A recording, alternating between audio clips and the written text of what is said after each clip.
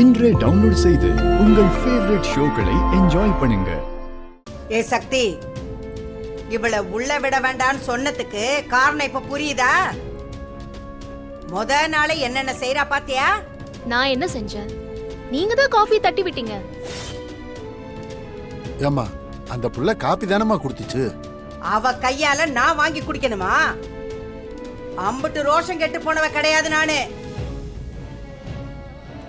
அப்ப வேண்டான்னு சொல்லணும். தட்டி விட்டா நான் என்ன பண்ண முடியும்? மீனாட்சி, கொஞ்சம் அமைதியா இருமா. நல்லா வளர்த்து வச்சிருக்க சுமதி. ஆ, அவளை சொல்லி என்ன செய்ய? ஓ லட்சணம் தான் இதுல தெரியுதே. ஆம்பளை இல்லாத வீட்ல இருந்து வந்தவ வேற எப்படி இருப்பா?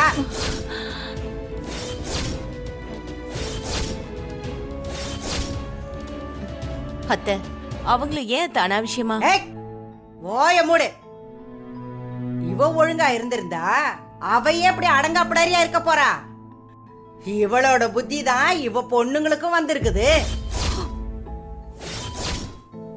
இங்க பாருங்க. இவ குணம் தெரிஞ்சுதான் இவ கூட இருக்க முடியாம இவ புருஷன் இவளை விட்டுட்டு ஓடி போயிட்டான்.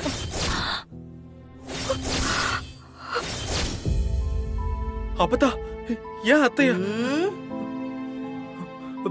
பெத்தவ போற இடத்துல ஒரு பொண்ணு எப்படி இருக்கணும், பெரியவங்களுக்கெல்லாம் எப்படி மரியாதை கொடுக்கணும் சொல்லி கொடுத்துருக்கணும். அதையெல்லாம் சொல்லி கொடுத்திருந்தா இவையே எப்படி இருக்க போறா? அத்தை, மீனாட்சி ஏதோ தெரியாம பண்ணிட்டா. வேண்டாம் மருமகளே. ஏற்கனவே இவ அக்கா காரிய தலை மேல தூக்கி வச்சுக்கிட்டு இருக்கிற. இப்ப இவளையும் தலையில தூக்கி வச்சுக்கிட்டு கரக மாட்ட ஆடாத. இவ்வளவு நாள் என்னை எதிர்த்து பேசாத இருந்தவ இவளுக வந்ததும் உனக்கு பேசணும்னு தோணிடுச்சுல.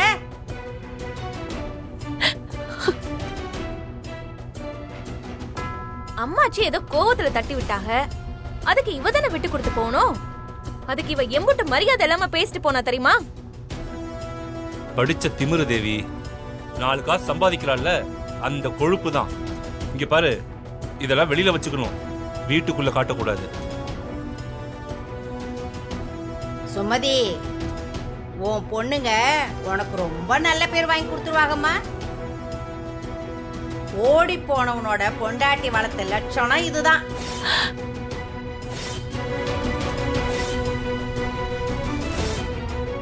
இந்த வீட்டுல நீங்கெல்லாம் இருக்கணும்னா நான் சொல்றத கேட்டு நடக்கிறதா இருந்தா எல்லாரும் இங்க இருங்க.